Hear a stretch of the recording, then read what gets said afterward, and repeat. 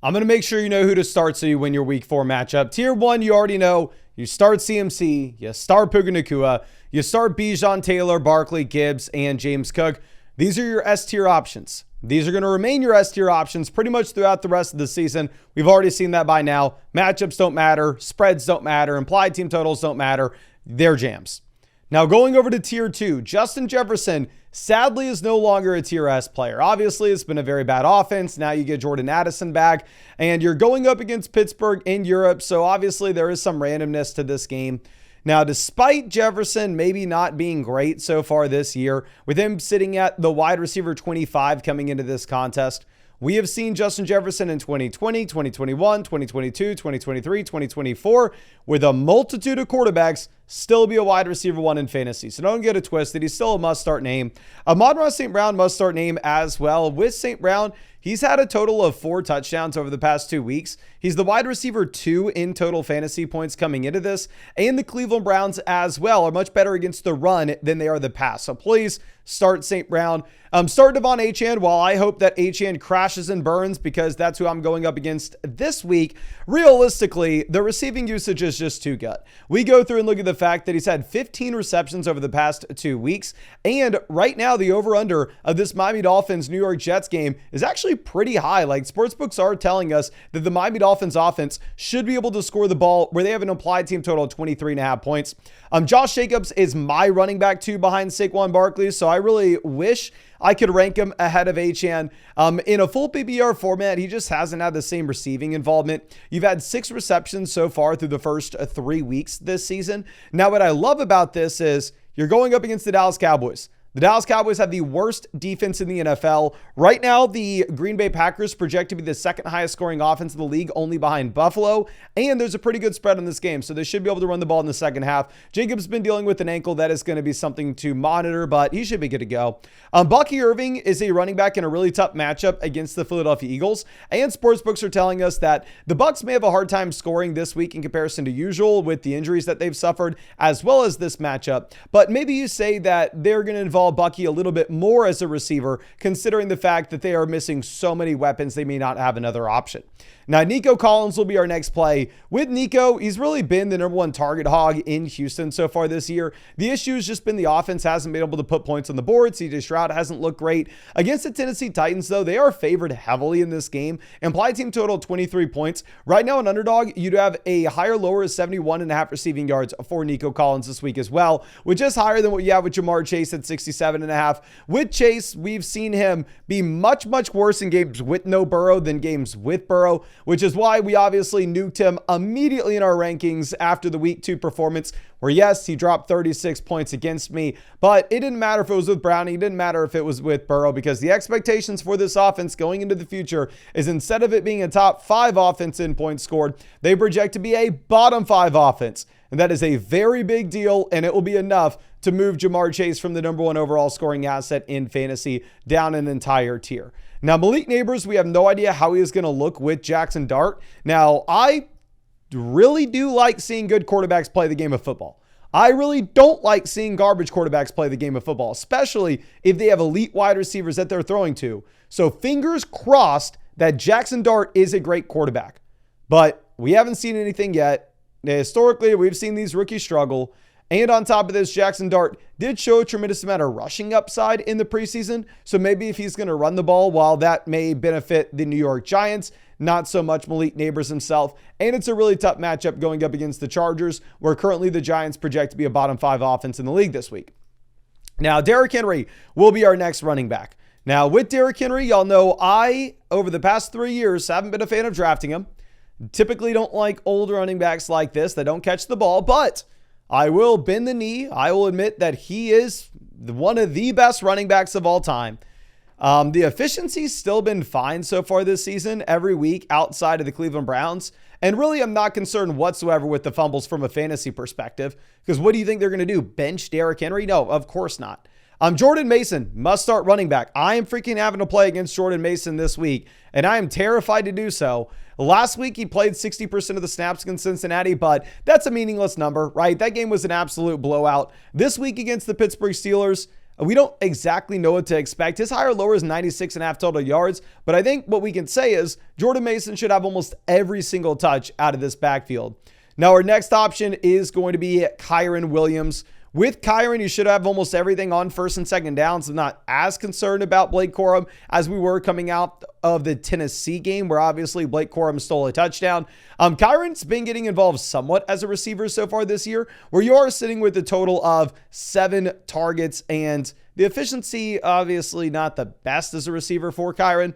Now, Drake London will be our next name. London's been horrible. Like, no way to get around this. Thank God I traded this dude before the season started.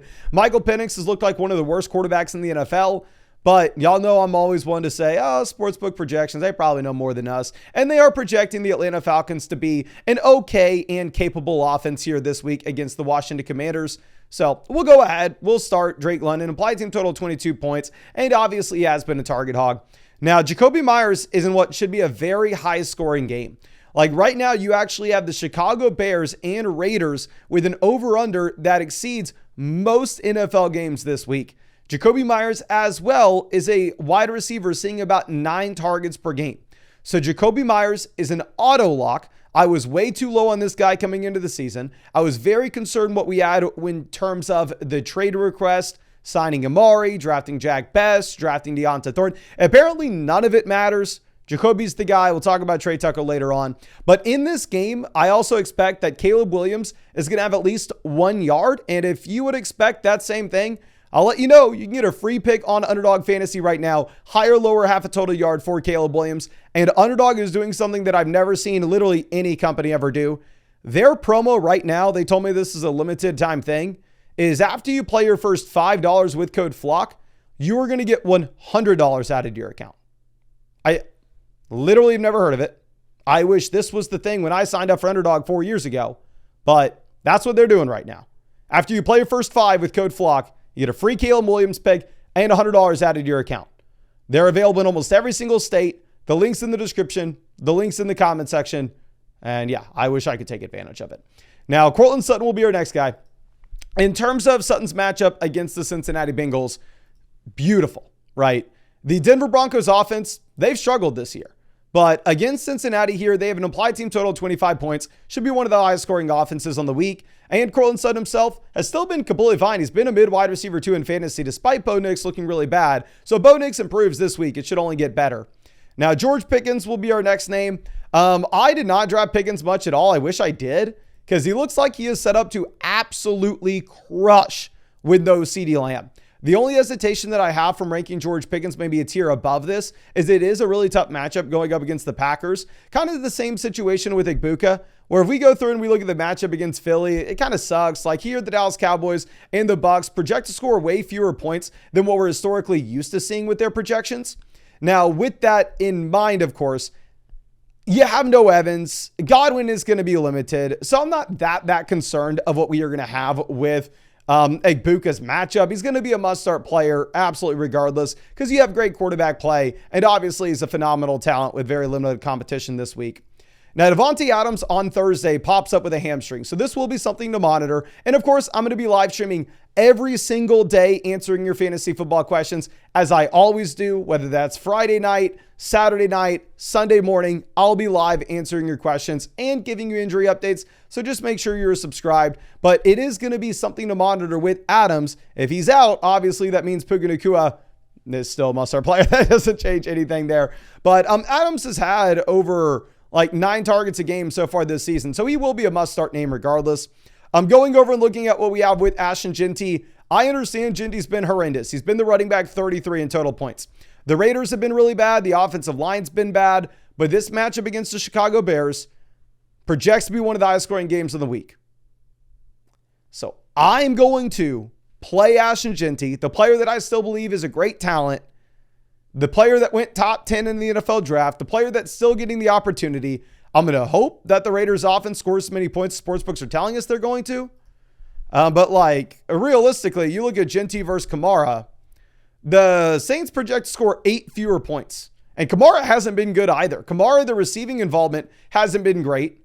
Where if you are looking at him, you've had a total of 10 targets so far this season. You've had one touchdown, and really that's all we're going to expect for Alvin Kamara going into the future. It's such a bad matchup against the Buffalo Bills. Largest spread of any game this week. And again, if we are going to be looking at Kamara, you just simply don't have the receiving usage that he did back in the day. Now, going over and looking at Tyreek Hill against the Jets, this game supposed to be really high scoring. Tyreek Hill had 10 targets last week. He had the receiving touchdown. Of course, the issue has been Tua, but if the Dolphins are projecting out to score about 23.5 points this week, I don't think that should be an issue here. And Rome Odunze must start wide receiver. The hope is that they actually just end up sending DJ Moore out of town. Seems like that's a very real possibility. Rome Odunze has cemented himself as the alpha, averaging 9 targets a game, and so far has had 4 touchdowns through the first 3 weeks, and he is the wide receiver 3 on the season so far. Now, A.J. Brown will be our next option. With A.J. Brown against the Tampa Bay Buccaneers, you're hoping the Bucs can keep up. You're hoping the Bucs can put points on the board. Because if so, then obviously the Philadelphia Eagles will get forced to throw the ball. The issue that we've seen so far with A.J. Brown and Devonta Smith is the Eagles can just effectively run it over and over and over again, and other teams can't stop them. So the hope is Tampa can stop that, and it forces Jalen Hurts to throw the ball like he did last week. Garrett Wilson will be our next wide receiver. It looks like you do have Justin Fields trending towards playing. Realistically, I don't know if that's going to matter much with the Garrett Wilson ranking, because Garrett Wilson probably just going to be a must-start wide receiver every single week based off the market share numbers. He's averaging about 10 targets a game so far this season, and at the same time, the efficiency hasn't been horrible. It's not like he's been Chris Olave level inefficient. Like, Ted McMillan arguably has just as bad quarterback play, if not worse. Like, right now, you actually have the Panthers projected to score fewer points than the Jets, despite the Panthers having a pretty good matchup against the New England Patriots. Like, right now, you are looking at Tet as a clear alpha, averaging about a 33% team target share. Phenomenal talent as well. The reception floor is going to be there. The issue that you've had so far this season, and probably is going to be the issue going into the future, it's just the touchdowns are going to be very hard to come by in this offense. Now, I'm not the biggest J.K. Dobbins guy. Dobbins hasn't really had much work as a receiver, but frankly, it's not going to matter in this game against the Cincinnati Bengals. Massive spread on it, so Denver should be able to run the ball in the second half, and at the same time, 25-point implied team total, so you should have Denver putting up points at will, and J.K. Dobbins played a season high this past week, 67% of the snaps.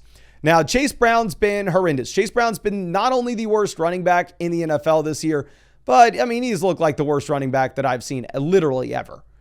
The dude so far this season is averaging less than 2 yards per carry. The yards per target has been horrendous as well. So with this in mind, I would not be surprised if the usage goes away for Chase Brown sooner rather than later. If he continues to be this bad, they may look at Taj Brooks. They may look at Samaje Perine more and more. But I don't know. For the time being, the volume's there. He's averaging like 20 opportunities a game, and he looked so good at the end of last season. Maybe this is just a small sample thing.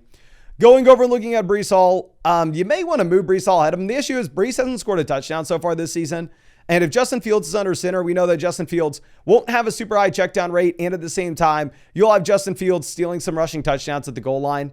Javonte Williams would be much higher than this in our rankings because the opportunity and the volume's been incredible. Where this past week, 15 opportunities, the week prior, 25, the week before that, 18. So he's averaging about 19 opportunities a game and obviously getting a lot of work as a receiver.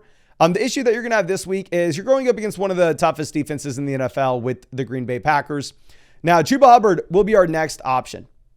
With Chuba Hubbard, he's been on the injury report, and that is going to be something to monitor. I really don't like the offense he's playing in. I don't like the offensive line injuries. I don't like Bryce Young, but you're looking at a running back that's had a total of 14 targets in the first 3 weeks.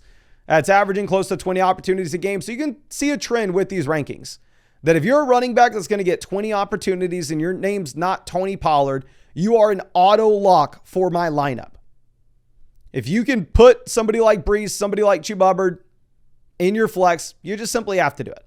Now, Ricky Pearsall looks like he's going to be a very viable play as well. The reason being is the expectation at the moment is Juwan Jennings is not playing this game.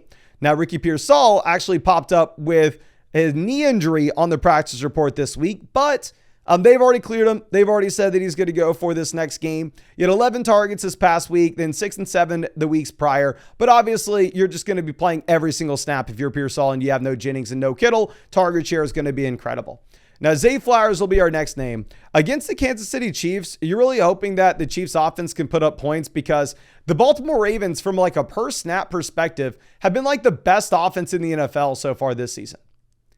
Now, are they going to get forced to throw the ball, or are they just going to be able to run it over and over and over again with Derrick Henry? You're hoping if you're starting Zay Flowers that the Chiefs put up points and force them to throw it. Deebo Samuel looks like he's going to be probably a must-start wide receiver. Obviously, I'm going to continue to update these rankings on the site. So if we get official word that both Terry McLaurin's out as well as Jaden Daniels are playing, then at that point, we'll move Deebo Samuel up these rankings. But at the moment, I'm pretty sure McLaurin's going to be out, but I don't have any clarity whatsoever with the Daniels stuff. Obviously, Daniels made comments that he wants to play, but at the time of this recording, we don't know if he's officially going to. Now, Ladd McConkey, I'm still going to rank as the wide receiver 1 in Los Angeles.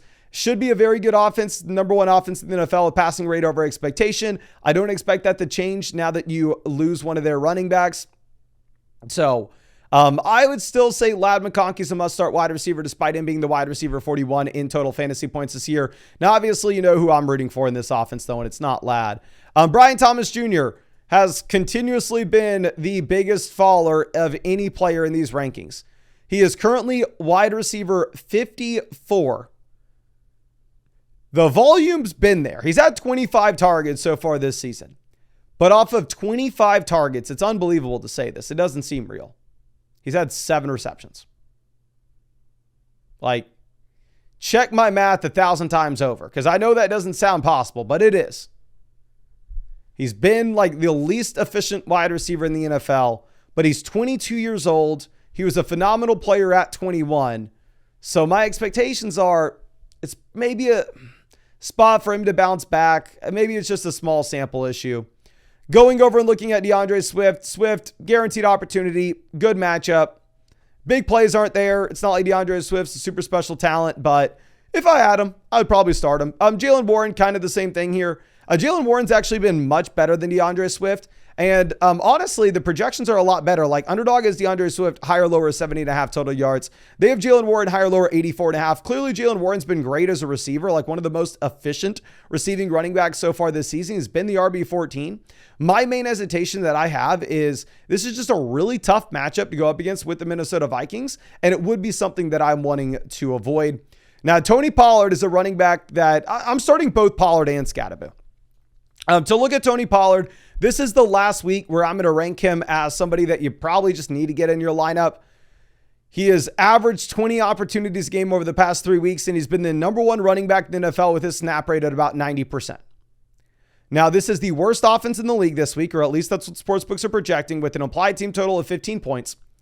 Scatterbo's also supposed to be in a horrendous offense, implied team total of 18.5. Now, with that being said, Scat has a little bit more juice and has a larger receiving role than Tony Pollard. I am starting both of these running backs myself. Quinshon Judkins at 47. With Judkins, garbage offense. I really hope he performs well. I bought the dip so heavily in Underdog best ball drafts, but realistically, he's not playing third downs, so you really just kind of touchdown or bust with Judkins. And then Travis Etienne's the guy that I'm deciding to bench this week in favor of Tony Pollard and Cam Scatterbo. Reason being is if we look at Travis Etienne, you're getting squeezed with Byshell Tootin given the rushing touchdowns, and at the same time, you do not have the third down usage.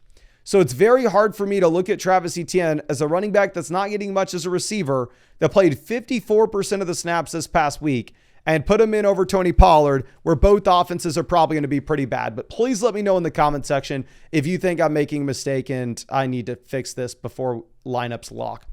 Now, Chris Olave will be our next name. I'm with Olave. The dude's a bum. The offense is garbage. They project to be the biggest blowout of the league this week. He's yet to score a touchdown. His yards per target is about the same as what we have with most running backs' yards per carry. But the dude's also at the very top of the NFL in targets. So if you're playing in a full PPR format, this is just a straight up PPR scam. And you can just go ahead and get Chris Olave in. Now, Quentin Johnston will be our next option. With the big Q, as somebody in the past has called him, I have more money invested into him than I've ever put into anything in my entire life. Like, I am hoping he finishes as the wide receiver 8 at the end of this season. Because, that lake house is going to be big. Those jet skis, they will be nice.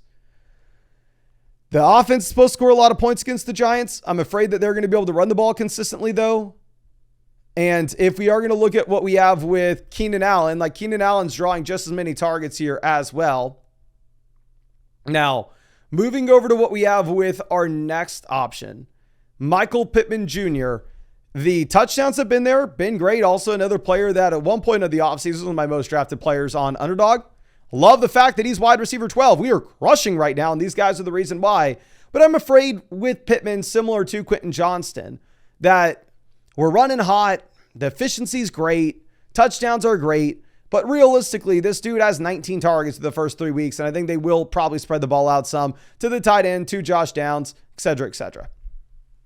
Now, moving this over to what we have with our next receiver, DK Metcalf, it is embarrassing to admit I've ranked I've ranked 5 running backs that I have on my team in these flex rankings before we got to our first wide receiver that's in my lineup. It is so bad. DK Metcalf, he's had no volume. The dude's had 17 targets this season. We've gotten lucky with a couple touchdowns the past few weeks. A really bad matchup against the Minnesota Vikings as well. Devonta Smith, the question is, do the Eagles have to throw the ball? Because if the Eagles have to throw the ball, then Devonta Smith is going to be great. He's a great wide receiver, a good quarterback. But if they don't have to throw it, then you're going to get 3 targets for 3 receptions like he had week 1. Jalen Waddle is in what should be a decent little environment here in Miami. Again, like we were talking about, over-under is honestly respectable in this game, a lot higher than I would have expected it to be. And with Waddle, the volume hasn't been there. All these wide receivers, the volume isn't there. They're talented players. They're running hot on touchdowns. But Waddle's also, so far this season, had a total of 17 targets. Now, T. Higgins is the second guy that I'm putting in my lineup at wide receiver. Do I like it? No. Am I embarrassed to admit it? Yes. The dude's had 14 targets this year, and the Bengals offense looked like the worst offense in the NFL last season. Now, DJ Moore is a wide receiver that we've just had to nuke in these rankings, because as you can tell, all the wide receivers in this range are wide receivers that you don't know what's going to happen. DJ Moore himself has had 16 targets. They're all about the same. They're boom bust options that aren't reliable, which is why, in my opinion, if you have Judkins, Scat, Pollard, Warren, Swift, Travis Etienne, one of the running backs that you know is a lock for 15 touches, give me that guy over these wide receivers that maybe have 5 targets and you're hoping for a big play or a touchdown. Now, going over to Jameson Williams, the volume's not there either. Again, this may be a game environment in which the Detroit Lions have to throw the ball, which is kind of the hope. But against the Ravens last week, he had 3 targets, 2 receptions. Like, he was only used on the first drive.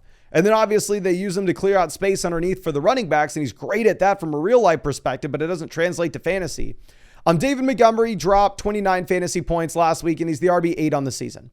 But the hesitation that I'm going to have here is, if we're looking at what we have with the snap rate, it's under 40% every single week. Like, Jahmyr Gibbs clearly is getting involved. And at the same time, if we're going to look at this, it is a really tough matchup that we have going up against the Cleveland Browns rush attack. Trevion Henderson will be our next option. With Henderson, after the fumbles that we've had from the other running backs in New England, I'm assuming that Trevion continues to expand his role. He played 46% of the snaps this past week. He had 14 opportunities. That was a career high so far for him. I think the expectation will be as well that this continues to go in the positive direction. Now, this last tier of players do not put in your lineup. I pray to God that you don't have to start one of these guys. Xavier Worthy, we have upside. I think he plays, but God knows how much. Jerry Jeudy, he's on my bench. He's looked horrendous so far this season. Obviously, it's a bad offense as well. Trey Tucker gave you one big blow-up game. We've seen it in the past where he will give you blow-ups and then he'll just immediately collapse. Jordan Addison, if Justin Jefferson can't be productive, what do we think Jordan Addison's going to do? Darnell Mooney's drawing targets, but if Drake London's not productive, what the hell do we think Darnell Mooney's going to do? Matthew Golden hasn't yet to do anything at all this season, but he's come close a couple times. It's a really good matchup, but again, he hasn't done anything. Calvin Ridley's looked like the worst wide receiver in the NFL at points. Keon Coleman, Khalil Shakir, is going to be a Bills offense that you're just going to run it over and over and over again. And then with Godwin, I'm probably expecting that he plays. But with that being said, realistically, I don't know what we can say with how much work he's actually going to get in this offense. But I really appreciate you. I'm really wishing you the best of luck this Sunday. If you have any additional questions, like I said, I'll be live every single day from now until literally Christmas, answering all your fantasy football questions. All you got to do is make sure you're subscribed. I mean, we're on our path to 300,000 subscribers. And also, we got to talk about the limited time thing that Underdog's doing.